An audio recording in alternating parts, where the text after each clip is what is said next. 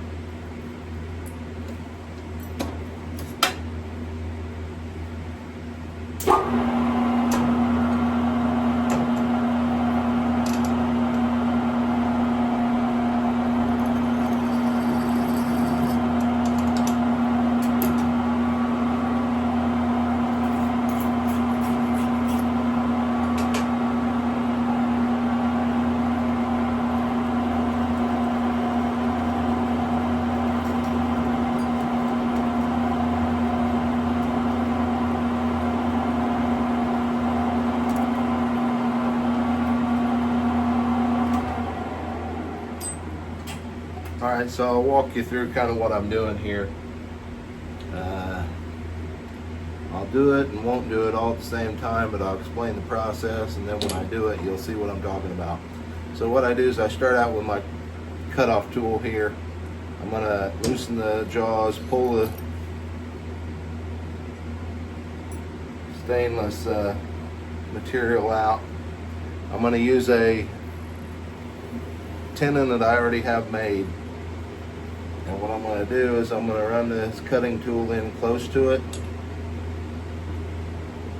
And then I'm going to pinch it with these two fingers. It's kind of hard to see what I'm doing there. I'm going to line them up like this, but what I'm going to end up doing is I'm going to use my thumb to push them in and butt them up against that. But this one, the single, up against the tool. Oh, now I'm going to drop it. And then when I bump that single up against the tool, that shows me where my cutoff's going to be. And I'll shove the stock in until it lines up with the end. And I use my thumb to do that when I capture this with two fingers. And then use my thumbnail to actually push it in to line it up. That gets my cutoff length. So when I cut that off, that's going to be 1 inch. And then what I'm going to do is I'm going to run this in. I'm going to deburr the inside of the tube. Then I'm going to pull it back, and I'm going to use a file to deburr the outside of the tube. Once I do that, then I take an Allen wrench, put it inside the tube as I do the cutoff process. That way it doesn't fall into the lathe. I can just pick it up off with the Allen wrench and set it up there. And that'll be that part of this procedure of making these tenons.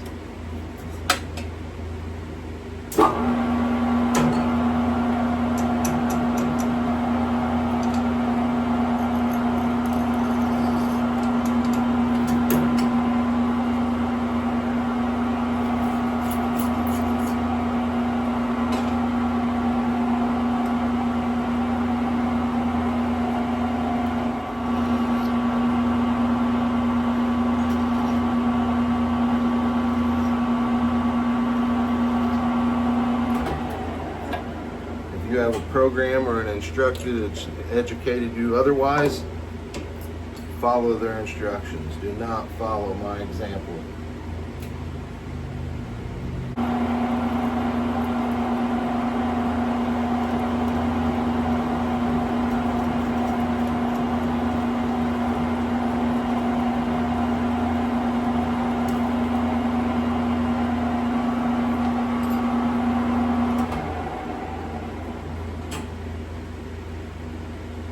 So that was the process of creating one cutoff piece for one tenon. And as I knock these out, then what I'll do is I'll go back and flip them around and deburr the opposite side, deburr the outside, inside of the opposite end. I'll also put the grooves, try to get this up here. Not sure that's showing up, but there's small little grooves in there that I cut. So we'll cut another one off and go from there.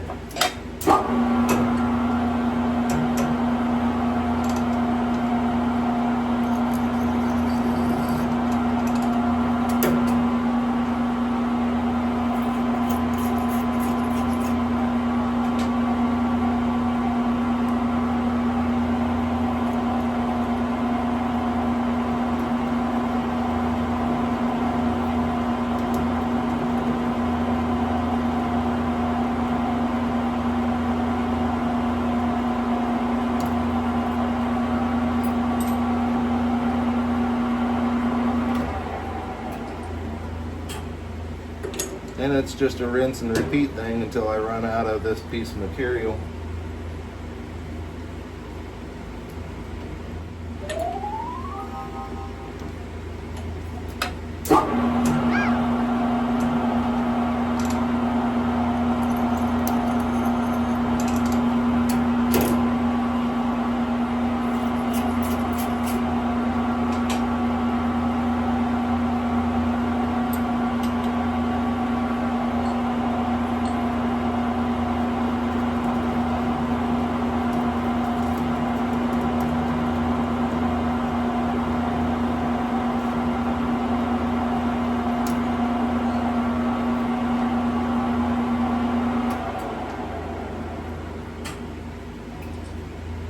By opening the guard door, it shuts off opens a safety so the machine can't start.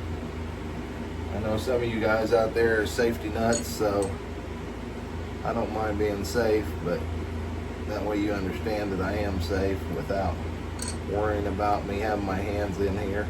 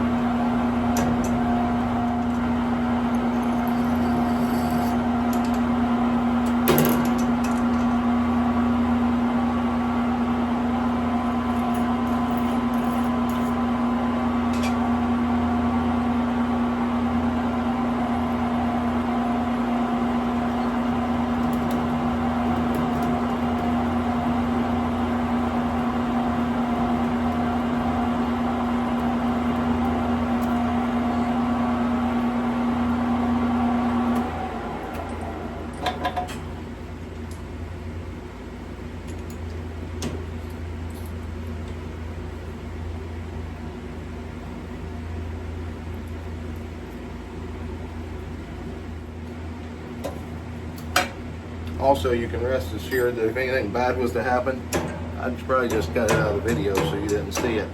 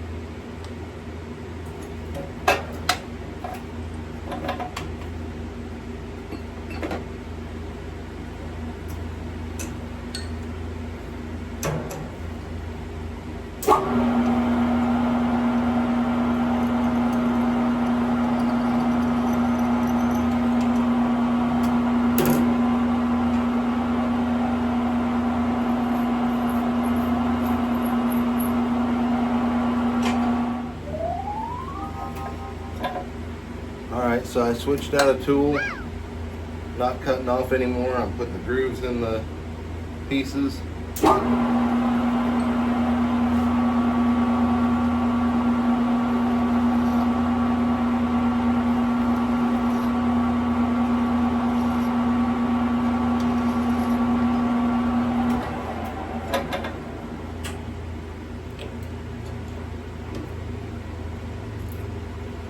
And I also have to clean up the other end.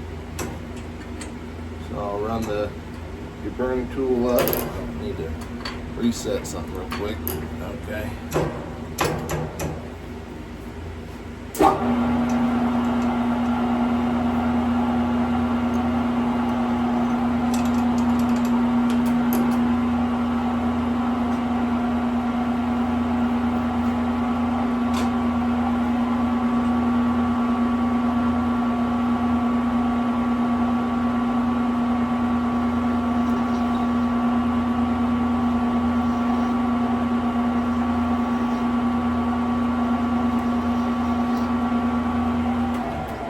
For whatever reason, I like 4, sometimes 5 rings on there.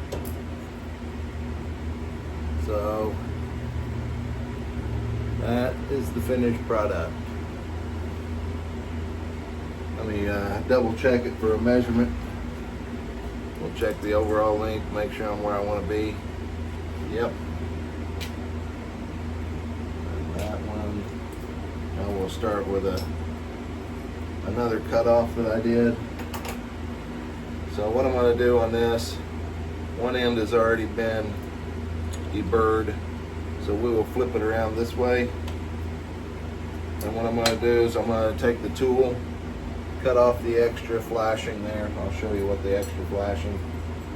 The cutoff tool doesn't always cut off clean, so it's got that little extra piece there. So we're going to take that off to start with. We'll deburr the inside, the outside, and then we'll put the 4 rings, flip it around and put the 4 rings.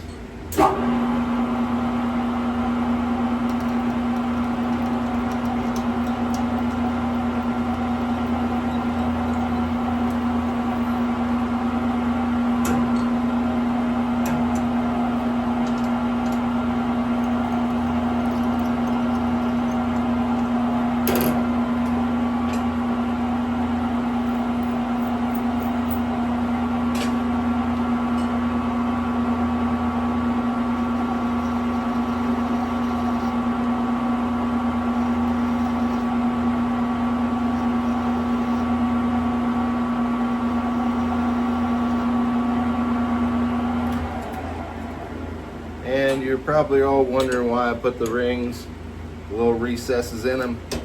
That's so it gives the two-part epoxy a little extra gripping power instead of just a flat cylinder of epoxy. It'll fit into those ridges, which will make it hold in there better, give it more staying power.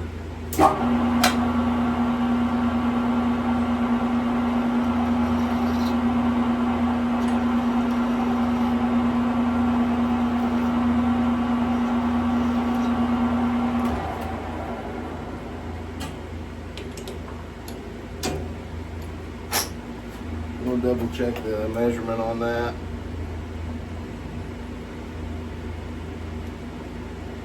Yep. We're within a couple thousandths.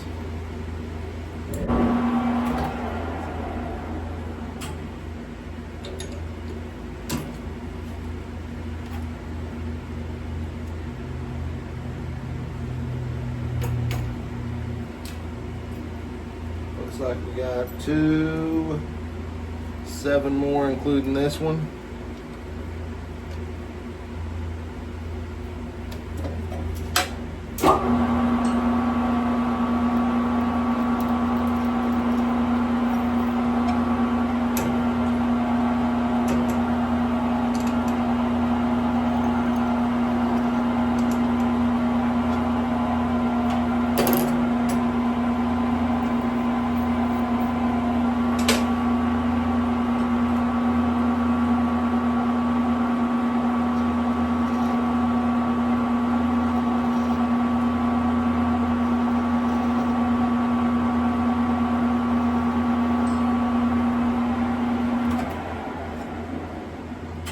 All this time adds up in the pipe making process, but when I'm in the process of dealing with the briar or the stem, I like to have these already made up so I can just turn around and grab one and put it in.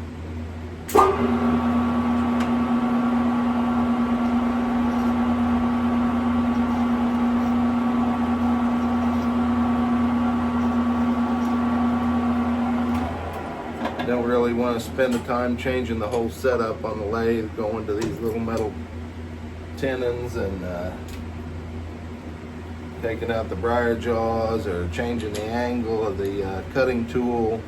That's just all wasted time. So it's better to try to concentrate and stay focused on one thing and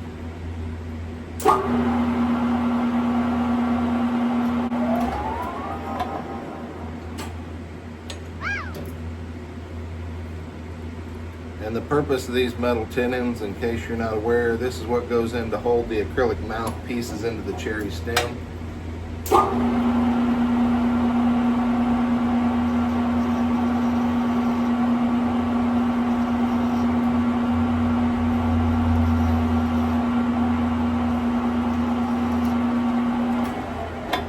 Originally I used the integrated tenons, but now I just prefer to use these stainless ones.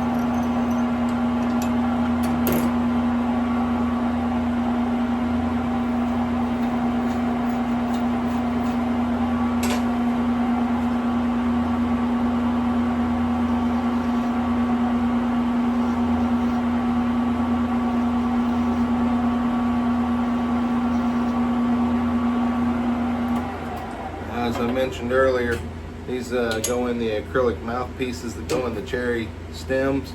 These are not meant to be removed. These are epoxied into both the stem and the acrylic mouthpiece, and that's a permanent fixture that way.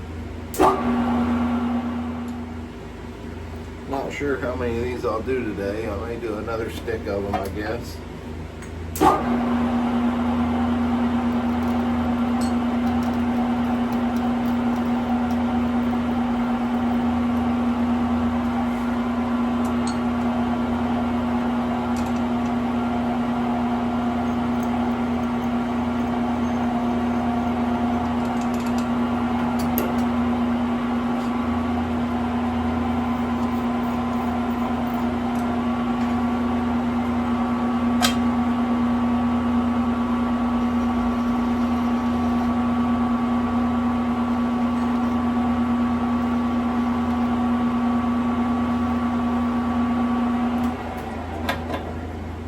kind of got a little rhythm going.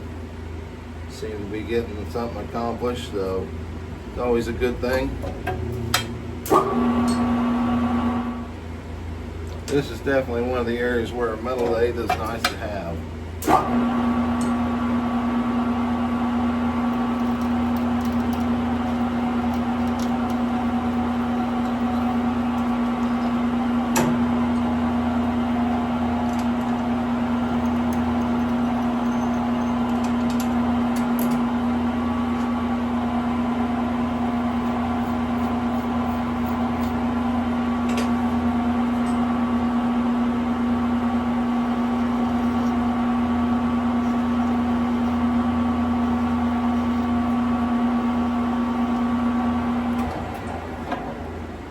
Back when I was using the wood lathe, I was having a hard time even turning the integrated tenons on the wood lathe because the tool sometimes would just grab and it was a mess. So I borrowed a buddy's metal lathe back then.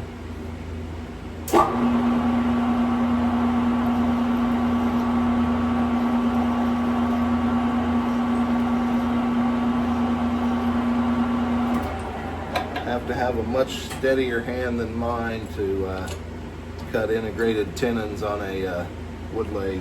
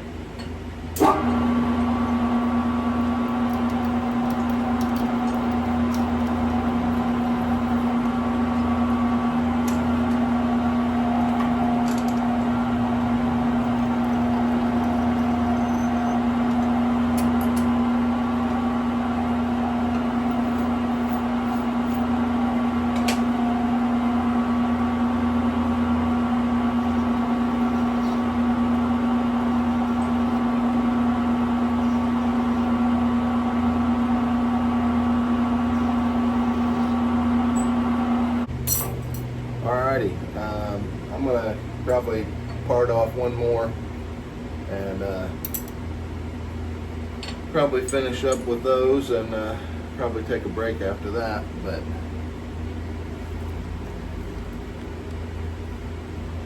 that way you can see what I was doing today here at Grunewald Pipe Shop. Hope you all have a blessed weekend and pipe on.